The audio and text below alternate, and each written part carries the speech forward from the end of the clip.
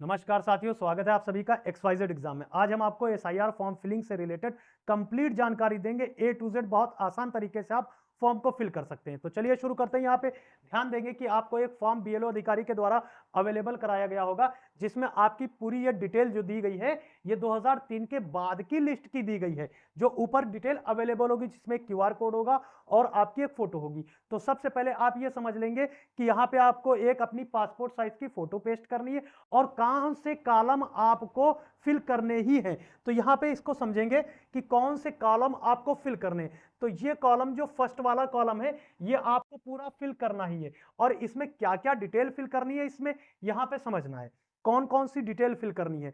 तो सबसे पहले फर्स्ट में देखना है आपको अपनी डेट ऑफ बर्थ फिल करनी पड़ेगी। यहां पे आपको अपनी डेट ऑफ बर्थ फिल करनी है।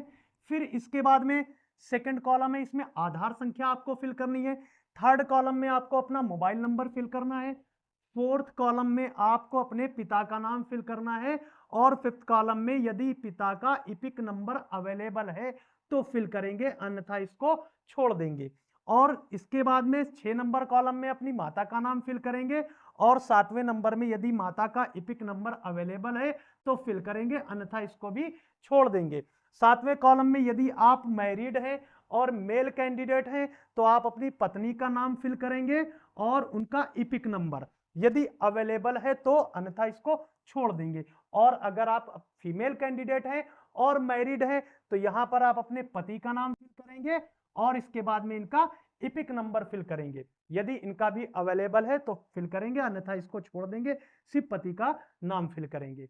और अगर मेल कैंडिडेट है तो पत्नी का नाम फिल करेंगे। यदि अनमैरिड है तो ये दोनों कॉलम को छोड़ देंगे। यदि अनमैरिड है तो दोनों कॉलम को छोड़ देंगे। अब मेन जो इंपॉर्टेंट कॉलम आ जाते हैं वो कौन कौन से यहां पे समझना है। मेन जो कॉलम आ जाते हैं इंपॉर्टेंट, वो कौन कौन से यहां पे पॉइंट को समझना है, ध्यान देना है। अब अगर आपका नाम 2003 की लिस्ट में है, अगर आपका नाम 2003 की लिस्ट में है तो अब ये जो कॉलम आ जाता है इसको समझना है। ठीक है, ये कॉलम आपको 2003 की लिस्ट के अनुसार ही फिल करना है। अब ये 2003 की लिस्ट में आपको डिटेल कैसे मिलेगी, तो अभी हम एक वेबसाइट भी खोल के दिखाएंगे और वहां से टोटल डिटेल यानी विधानसभा निर्वाचन क्षेत्र संख्या भी मिल जाएगी, आपको भाग संख्या भी मिल जाएगी और क्रम संख्या भी मिल जाएगी। तो ये कैसे प्राप्त करेंगे, अभी स्टेप बाय स्टेप टोटल जानकारी हम आपको देंगे। तो यहाँ पे अगर आपका 2003 की लिस्ट में नाम दिया गया है तो वो 2003 की लिस्ट डाउनलोड करेंगे। अभी क्लियर कर देंगे कि कहां से डाउनलोड करनी है, वो डाउनलोड करके भी हम दिखाएंगे। तो इसमें आप अपना 2003 की लिस्ट जब डाउनलोड कर लेंगे तो उसमें अपना नाम जो दिया गया है, तो नाम तो आपका सेम रहेगा, तो नाम यहां पर आप फिल करेंगे। फिर इसके बाद में 2000